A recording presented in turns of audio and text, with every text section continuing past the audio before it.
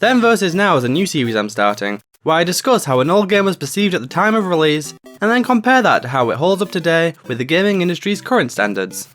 This will conclude how well each game has aged, and will hopefully identify trends as to what makes a game age successfully. So let's get started. Super Mario Bros.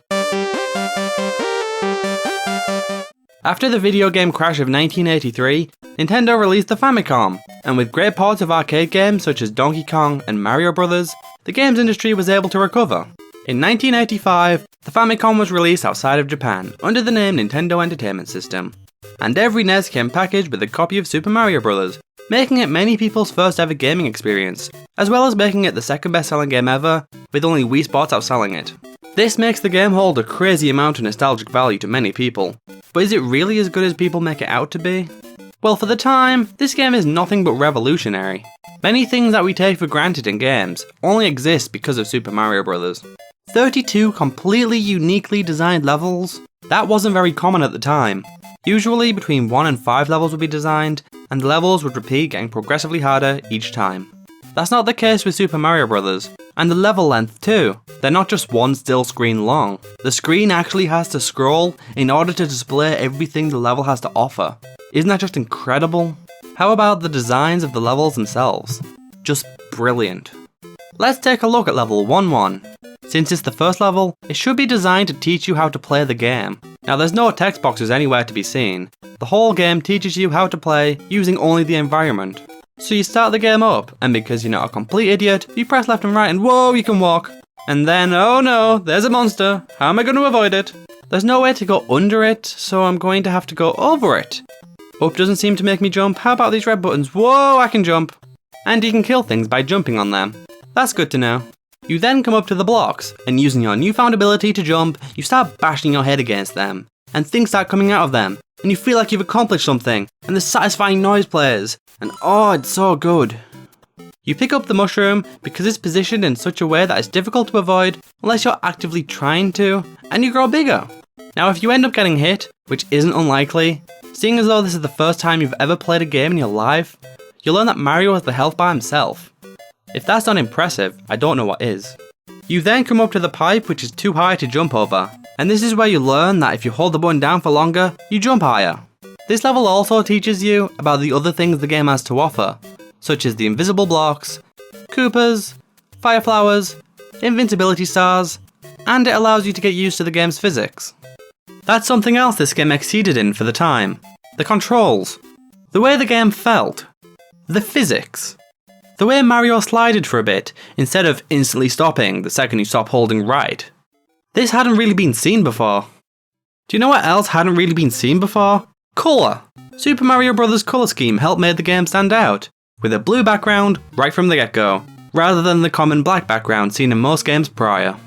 You know what else most games prior had? A kill screen. Do you know what Super Mario Bros. Doesn't have? A kill screen. Do you know why that is? Because there's a definitive ending. There's a conclusive goal. Bosses. Bowser. King Koopa. Save the princess. From the other castle. No. I mean the other one. Yeah, that one. And once you complete the game, you unlock New Game Plus, where everything is even harder. The game didn't need to do this at all. It just adds replayability to the game, which is fantastic. The secret warp zones add replayability to the game as well, motivating you to try to find the most efficient route to complete the game. How about the music though? I haven't really talked about that yet. Well, of course, it's great. You know the songs, right? Even 28 years after it was released. And there's a reason for that. It's really catchy, and quite repetitive. But really, all successful music is repetitive, so I can't complain about that. So that's how the game held up in 1985. But how well does it hold up now? Well, honestly, a lot of aspects of the game have aged horribly. While everything in the game looks like what it's meant to, the graphics are pretty lazily done. They even use the exact same sprite for the trees as they did for the clouds, they just recolored it.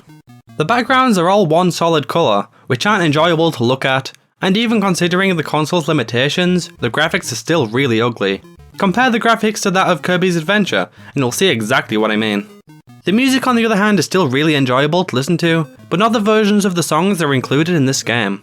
The tunes themselves are brilliant, and that's why the songs reoccur throughout the whole series. but these bleepy bloopy versions aren't really that enjoyable to listen to on their own. They do, however, work well combined with the retro graphics, which invoke nostalgia. However, nostalgia doesn't make a game good critically. The controls have also outdated horribly.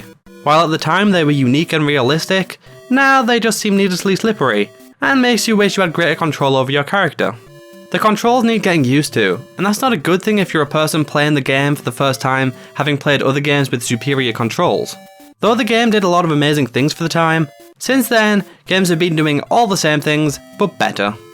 You could say other games have been one-upping Super Mario Bros. So far, I've been very negative about the whole game based on the industry's current standards, but the game does a lot of fantastic things current games lack. Take the level design for example. The fact that players learn everything simply by playing the game and figuring everything out for themselves. The way the first level acts as a tutorial level itself, rather than there being a dedicated level for teaching you how to play, which is often done in a stupidly patronising way.